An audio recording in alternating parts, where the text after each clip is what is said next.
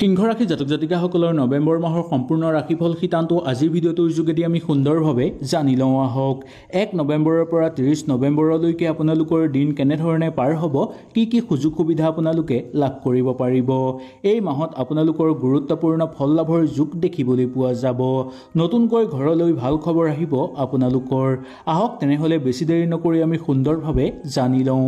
যদি ভিডিঅ'টো ভাল লাগে লাইক এটা কৰি আমাৰ মনোবল বঢ়াব আৰু আপোনালোকৰ বন্ধুবৰ্গৰ লগত শ্বেয়াৰ কৰি তেওঁলোককো উপকৃত কৰিব। সিংহ ৰাশি জাতক জাতিকাসকলৰ এই নৱেম্বৰ মাহটো মধ্যম ফলাফলৰ যোগ দেখিবলৈ পোৱা যাব। কেতিয়াবা মধ্যম হৈ থাকিব যদিও দুৰ্বল প্ৰভাৱ আহি পৰিব পাৰে। কেৰিয়াৰৰ দৃষ্টিকোণৰ পৰা চাবলৈ গ'লে কেৰিয়াৰৰ ক্ষেত্ৰত আপোনালোকৰ মধ্যম ফলাফল থাকিব। কেৰিয়াৰত নতুনকৈ কিবা সুযোগ সুবিধা লাভ কৰিব পৰাৰো প্ৰবল যোগ দেখিবলৈ পোৱা যাব পাৰে। ব্যৱসায়িক বাণিজ্যৰ লগত জড়িত লোকসকলৰ যথেষ্ট অনুকূল বুলি ক'ব পৰা যায়। ব্যৱসায়িক বাণিজ্যৰ ক্ষেত্ৰত যদি আপোনালোকে বিনিয়োগো কৰিব বিচাৰে তেনে ক্ষেত্ৰতো আপোনালোকে সুন্দৰভাৱে বিনিয়োগ কৰিব পাৰিব।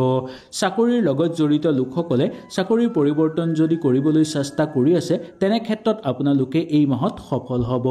কিন্তু খৰচতকৈ আপোনালোকৰ ম্যাদ বৃদ্ধি পাবলৈ ধৰা দেখিবলৈ পোৱা যাব পাৰে। কোনো পৰিৱৰ্তিত সিদ্ধান্ত গ্ৰহণ কৰাৰ ক্ষেত্ৰত আপোনালোকে অলপ সাৱধান হ'ব লাগিব, কাৰণ ইয়াৰ ফলত আপোনালোকৰ খৰচ বৃদ্ধি পোৱাৰো সম্ভাৱনা দেখিবলৈ পোৱা যাব। শিক্ষাৰ ক্ষেত্ৰত এই মাহটো মধ্যম উন্নতি লাভৰ সম্ভাৱনা আছে। উচ্চ শিক্ষাৰ ক্ষেত্ৰত আপোনালোকৰ মংগলভাৱে পাৰ হোৱা দেখিবলৈ পোৱা যাব। পাৰিবাৰিক জীৱনৰ ক্ষেত্ৰত যথেষ্ট পৰিমাণে অনুকূল ফলপ্ৰাপ্তিৰ সম্ভাৱনা দেখিবলৈ পোৱা যাব। পৰিকল্পিতভাৱে কিছুমান কাম কৰিলে সেই কামত উন্নতি কৰিব পাৰিব আৰু লগতে নিজৰ মনো আনন্দিত হৈ পৰাৰ যোগ দেখিবলৈ পোৱা যাব। পাৰিবাৰিক ক্ষেত্ৰত আপোনালোকৰ সুন্দৰভাৱে পাৰ হোৱা দেখিবলৈ পাব। ঘৰুৱা পৰিৱেশত আপোনালোকৰ সৰু সুৰা বিবাদ সৃষ্টি হৈ পৰিব পাৰে যদিও ইমান ডাঙৰ বিবাদ হোৱাৰ সম্ভাৱনা দেখিবলৈ পোৱা নাযায়। প্ৰেম আৰু বৈবাহিক জীৱনৰ ক্ষেত্ৰত আপোনালোকৰ দীঘল দূৰত্ব দূৰ হৈ পৰিবলৈ ধৰিব। বহুদিনৰ পৰা যদি দীঘলীয়া দূৰত্ব আপোনালোকৰ মাজত আছে তেনেহ'লে সেই দূৰত্ব কিছু পৰিমাণে হ্ৰাস পাবলৈ ধৰিব। প্ৰেমিক প্ৰেমিকাৰ লগত জড়িত লোকসকলৰ কাৰণে অত্যন্ত ভাল দেখিবলৈ পোৱা যাব। বৈবাহিক সম্পৰ্কৰ কথা ক'বলৈ গ'লে এই মাহটো আপোনালোকৰ বিশেষ একো দেখিবলৈ পোৱা নাযায়। দাম্পত্য জীৱনৰ কাৰণে এই মাহটো কিছু ক্ষেত্ৰত আপোনালোকৰ অকণমান দুৰ্বল হোৱাৰ আশংকা থাকি যাব পাৰে। সেয়েহে দাম্পত্য জীৱনত বিশেষ আপোনালোকে সাৱধানতা অৱলম্বন কৰি চলিব লাগিব। আৰ্থিক জীৱনৰ ক্ষেত্ৰত আপোনালোকৰ মধ্যম লাভ দেখিবলৈ পোৱা যাব। যদি আপুনি কাম কৰি আছে বা কিবা কামৰ কাৰণে আপোনালোকে প্ৰস্তুতি কৰি আছে তেনেহ'লে ইয়াৰ পৰা ভাল ফল লাভ কৰিব পাৰিব। সঞ্চাৰৰ ক্ষেত্ৰতো বিশেষ কোনো আপোনালোকে সমস্যা দেখিবলৈ পোৱা নাযাব। কিছু পৰিমাণে আপোনালোকৰ আয় মাত্ৰা বৃদ্ধি পাবলৈ ধৰিব। স্বাস্থ্যজনীয় ক্ষেত্ৰতো এই মাহটো কিছু দুৰ্বল হোৱাৰ সম্ভাৱনা দেখিবলৈ পোৱা যাব পাৰে। কিছুমান ক্ষেত্ৰত এলাহ ভাৱটো আপোনালোকৰ বৃদ্ধি পাবলৈ ধৰিব বা ক্লান্তি ভাৱটো আপোনালোকৰ বৃদ্ধি পাবলৈ ধৰিব। বাহন আদিৰ লগত চলাচলৰ ক্ষেত্ৰত খুব সাৱধানতা অৱলম্বন কৰিব লাগিব, কাৰণ আপোনালোকৰ ভ্ৰমণৰ ক্ষেত্ৰত অবান্তিক খৰচৰ মাত্ৰা বৃদ্ধি পোৱাৰ সম্ভাৱনা দেখিবলৈ পোৱা যাব পাৰে। অত্যাৱশ্যকীয় খৰচৰ প্ৰতি যদি ৰোধ নকৰে তেনেহ'লে আপোনালোকৰ ক্ষতি হোৱাৰ সম্ভাৱনা দেখিবলৈ পোৱা যাব পাৰে। সেই গতিকে অত্যাৱশ্যকীয় খৰচৰ প্ৰতি অলপ সাৱধানতা অৱলম্বন কৰি চলিবলৈ আপোনালোকে চেষ্টা কৰাটোৱেই মংগলময়। সামাজিক ক্ষেত্ৰত আপোনালোকৰ দিনবোৰ উন্নত হিচাপে পাৰ হোৱা দেখিবলৈ পোৱা যাব। আগৰ কিবা পৰিকল্পিত কাম আপোনালোকৰ সুন্দৰভাৱে আদায় হৈ পৰিব আৰু কিবা যদি আপোনালোকৰ প্ৰাপ্য কাম আছে সেই কামো আপোনালোকৰ হাতলৈ অহাৰ যোগ দেখিবলৈ পোৱা যাব। কিছুমান কাম আপোনালোকে নিৰ্ণয় কৰিবলৈ চেষ্টা যদি কৰি আছে সেই কামত আপোনালোকে ভাল ফল দেখুৱাব পাৰিব। আপোনালোকৰ ভুল কিছুমান সিদ্ধান্তৰ ফলত আপোনালোকৰ কিছু ক্ষতি হোৱাৰ সম্ভাৱনাও দেখিবলৈ পোৱা যাব পাৰে বা মানসিক চাপ বৃদ্ধি পোৱাৰো সম্ভাৱনা আছে। যদি আপোনালোকে অনুগ্ৰহ কৰি কিবা কামত আগ্ৰহী হৈ পৰিছে তেনে ক্ষেত্ৰত আপোনালোকৰ ইমান ডাঙৰ সমস্যা দেখিবলৈ পোৱা নাযাব। বন্ধু পৰিয়ালবৰ্গৰ লগত আপোনালোকে ধুনীয়াকৈ সময় অতিবাহিত কৰিব পাৰিব বা ভাল সময় অতিবাহিত কৰিব পাৰিব। বৈবাহিক জীৱনত নতুনত্ব আপোনালোকে বিচাৰি পাবলৈও সক্ষম হ'ব। প্ৰেমৰ ক্ষেত্ৰত আপোনালোকৰ ৰোমান্টিক অনুভৱ কৰিব পাৰিব। এই গুৰুত্বপূৰ্ণ কিছুমান কাম কৰাৰ ফলত এই মাহটো আপোনালোকৰ সুচাৰুভাৱে পাৰ কৰিব পৰা দেখিবলৈ পোৱা যাব। আপুনি হঠাৎ ক'ৰবাৰ পৰা যদি কিবা ছুটি লোৱাৰ পৰিকল্পনা কৰি আছিল, চাকৰিয়ালসকলে বিশেষকৈ যদি ছুটি লোৱাৰ পৰিকল্পনা কৰি আছিল তেনেহ'লে আপোনালোকে নিঃসন্দেহে পাৰিব। নিজৰ পৰিয়ালৰ লগত আপোনালোকে আলোচনা বিলোচনা কৰি চাব পাৰে ঘৰৰ সমস্যাবোৰ। অবিবাহিত লোকসকলৰ কাৰণে বিবাহৰ যুগ নামি আহিছে আৰু ঘৰত বিবাহৰ প্ৰস্তাৱ আহিব পাৰে। চিনাকি মানুহৰ লগত আপোনালোকে যদি ক'ৰবালৈ যাব বিচাৰে যাব পাৰিব আৰু তাৰ ফলত আপোনালোকৰ অনুকূল প্ৰভাৱ দেখিবলৈ পাব। জীৱনসংগীৰ সৈতে আপোনালোকৰ প্ৰেম সমধুৰ হৈ পৰাৰ যুগ দেখিবলৈ পোৱা যায়। সিংহ ৰাশি জাতক জাতিকাসকলৰ এই নৱেম্বৰ মাহটো মধ্যম ফলাফলৰ যুগ দেখিবলৈ পোৱা যাব। কেতিয়াবা মধ্যম হৈ থাকিব যদিও দুৰ্বল প্ৰভাৱ আহি পৰিব পাৰে। কেৰিয়াৰৰ দৃষ্টিকোণৰ পৰা চাবলৈ গ'লে কেৰিয়াৰৰ ক্ষেত্ৰত আপোনালোকৰ মধ্যম ফলাফল থাকিব। কেৰিয়াৰত নতুনকৈ কিবা সুযোগ সুবিধা লাভ কৰিব পৰাৰো প্ৰবল যুগ দেখিবলৈ পোৱা যাব পাৰে।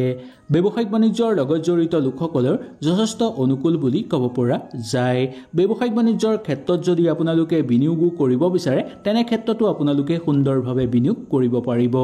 চাকৰিৰ লগত জড়িত লোকসকলে চাকৰিৰ পৰিৱৰ্তন যদি কৰিবলৈ চেষ্টা কৰি আছে তেনে ক্ষেত্ৰত আপোনালোকে এই মাহত সফল হ'ব। কিন্তু খৰচতকৈ আপোনালোকৰ ম্যাদ বৃদ্ধি পাবলৈ ধৰা দেখিবলৈ পোৱা যাব পাৰে। কোনো পৰিৱৰ্তিত সিদ্ধান্ত গ্ৰহণ কৰাৰ ক্ষেত্ৰত আপোনালোকে অলপ সাৱধান হ'ব লাগিব, কাৰণ ইয়াৰ ফলত আপোনালোকৰ খৰচ বৃদ্ধি পোৱাৰো সম্ভাৱনা দেখিবলৈ পোৱা যাব। শিক্ষাৰ ক্ষেত্ৰত এই মাহটো মধ্যম উন্নতি লাভৰ সম্ভাৱনা আছে। উচ্চ শিক্ষাৰ ক্ষেত্ৰত আপোনালোকৰ মংগলভাৱে পাৰ হোৱা দেখিবলৈ পোৱা যাব। পাৰিবাৰিক জীৱনৰ ক্ষেত্ৰত যথেষ্ট পৰিমাণে অনুকূল ফলপ্ৰাপ্তিৰ সম্ভাৱনা দেখিবলৈ পোৱা যাব। পৰিকল্পিতভাৱে কিছুমান কাম কৰিলে সেই কামত উন্নতি কৰিব পাৰিব আৰু লগতে নিজৰ মনো আনন্দিত হৈ পৰাৰ যুগ দেখিবলৈ পোৱা যাব। পাৰিবাৰিক ক্ষেত্ৰত আপোনালোকৰ সুন্দৰভাৱে পাৰ হোৱা দেখিবলৈ পাব। ঘৰুৱা পৰিৱেশত আপোনালোকৰ সৰু সুৰা বিবাদ সৃষ্টি হৈ পৰিব পাৰে যদিও ইমান ডাঙৰ বিবাদ হোৱাৰ সম্ভাৱনা দেখিবলৈ পোৱা নাযায়। প্ৰেম আৰু বৈবাহিক জীৱনৰ ক্ষেত্ৰত আপোনালোকৰ দীঘল দূৰত্ব দূৰ হৈ পৰিবলৈ ধৰিব। বহুদিনৰ পৰা যদি দীঘলীয়া দূৰত্ব আপোনালোকৰ মাজত আছে তেনেহ'লে সেই দূৰত্ব কিছু পৰিমাণে হ্ৰাস পাবলৈ ধৰিব। প্ৰেমিক প্ৰেমিকাৰ লগত জড়িত লোকসকলৰ কাৰণে অত্যন্ত ভাল দেখিবলৈ পোৱা যাব। বৈবাহিক সম্পৰ্কৰ কথা ক'বলৈ গ'লে এই মাহটো আপোনালোকৰ বিশেষ একো দেখিবলৈ পোৱা নাযায়। দাম্পত্য জীৱনৰ কাৰণে এই মাহটো কিছু ক্ষেত্ৰত আপোনালোকৰ অকণমান দুৰ্বল হোৱাৰ আশংকা থাকি যাব পাৰে। সেয়েহে দাম্পত্য জীৱনত বিশেষ আপোনালোকে সাৱধানতা অৱলম্বন কৰি চলিব লাগিব। আৰ্থিক জীৱনৰ ক্ষেত্ৰত আপোনালোকৰ মধ্যম লাভ দেখিবলৈ পোৱা যাব। যদি আপুনি কাম কৰি আছে বা কিবা কামৰ কাৰণে আপোনালোকে প্ৰস্তুতি কৰি আছে তেনেহ'লে ইয়াৰ পৰা ভাল ফল লাভ কৰিব পাৰিব। সঞ্চাৰৰ ক্ষেত্ৰতো বিশেষ কোনো আপোনালোকে সমস্যা দেখিবলৈ পোৱা নাযাব। কিছু পৰিমাণে আপোনালোকৰ আয় মাত্ৰা বৃদ্ধি পাবলৈ ধৰিব। স্বাস্থ্যজনীয় ক্ষেত্ৰতো এই মাহটো কিছু দুৰ্বল হোৱাৰ সম্ভাৱনা দেখিবলৈ পোৱা যাব পাৰে। কিছুমান ক্ষেত্ৰত এলাহ ভাৱটো আপোনালোকৰ বৃদ্ধি পাবলৈ ধৰিব বা ক্লান্তি ভাৱটো আপোনালোকৰ বৃদ্ধি পাবলৈ ধৰিব। বাহন আদিৰ লগত চলাচলৰ ক্ষেত্ৰত খুব সাৱধানতা অৱলম্বন কৰিব লাগিব, কাৰণ আপোনালোকৰ ভ্ৰমণৰ ক্ষেত্ৰত অবান্তিক খৰচৰ মাত্ৰা বৃদ্ধি পোৱাৰ সম্ভাৱনা দেখিবলৈ পোৱা যাব পাৰে। অত্যাৱশ্যকীয় খৰচৰ প্ৰতি যদি ৰোধ নকৰে তেনেহ'লে আপোনালোকৰ ক্ষতি হোৱাৰ সম্ভাৱনা দেখিবলৈ পোৱা যাব পাৰে। সেই গতিকে অত্যাৱশ্যকীয় খৰচৰ প্ৰতি অলপ সাৱধানতা অৱলম্বন কৰি চলিবলৈ আপোনালোকে চেষ্টা কৰাটোৱেই মংগলময়। সামাজিক ক্ষেত্ৰত আপোনালোকৰ দিনবোৰ উন্নত হিচাপে পাৰ হোৱা দেখিবলৈ পোৱা যাব। আগৰ কিবা পৰিকল্পিত কাম আপোনালোকৰ সুন্দৰভাৱে আদায় হৈ পৰিব আৰু কিবা যদি আপোনালোকৰ প্ৰাপ্য কাম আছে সেই কামো আপোনালোকৰ হাতলৈ অহাৰ যুগ দেখিবলৈ পোৱা যাব। কিছুমান কাম আপোনালোকে নিৰ্ণয় কৰিবলৈ চেষ্টা যদি কৰি আছে সেই কামত আপোনালোকে ভাল ফল দেখুৱাব পাৰিব। আপোনালোকৰ ভুল কিছুমান সিদ্ধান্তৰ ফলত আপোনালোকৰ কিছু ক্ষতি হোৱাৰ সম্ভাৱনাও দেখিবলৈ পোৱা যাব পাৰে বা মানসিক চাপ বৃদ্ধি পোৱাৰো সম্ভাৱনা আছে। যদি আপোনালোকে অনুগ্ৰহ কৰি কিবা কামত আগ্ৰহী হৈ পৰিছে তেনে ক্ষেত্ৰত আপোনালোকৰ ইমান ডাঙৰ সমস্যা দেখিবলৈ পোৱা নাযাব। বন্ধু পৰিয়ালবৰ্গৰ লগত আপোনালোকে ধুনীয়াকৈ সময় অতিবাহিত কৰিব পাৰিব বা ভাল সময় অতিবাহিত কৰিব পাৰিব। বৈবাহিক জীৱনত নতুনত্ব আপোনালোকে বিচাৰি পাবলৈও সক্ষম হ'ব। প্ৰেমৰ ক্ষেত্ৰত আপোনালোকৰ ৰোমান্টিক অনুভৱ কৰিব পাৰিব। এই গুৰুত্বপূৰ্ণ কিছুমান কাম কৰাৰ ফলত এই মাহটো আপোনালোকৰ সুচাৰুভাৱে পাৰ কৰিব পৰা দেখিবলৈ পোৱা যাব। আপুনি হঠাৎ ক'ৰবাৰ পৰা যদি কিবা ছুটি লোৱাৰ পৰিকল্পনা কৰি আছিল, চাকৰিয়ালসকলে বিশেষকৈ যদি ছুটি লোৱাৰ পৰিকল্পনা কৰি আছিল তেনেহ'লে আপোনালোকে নিঃসন্দেহে পাৰিব। নিজৰ পৰিয়ালৰ লগত আপোনালোকে আলোচনা বিলোচনা কৰি চাব পাৰে ঘৰৰ সমস্যাবোৰ। অবিবাহিত লোকসকলৰ কাৰণে বিবাহৰ যুগ নামি আহিছে আৰু ঘৰত বিবাহৰ প্ৰস্তাৱ আহিব পাৰে।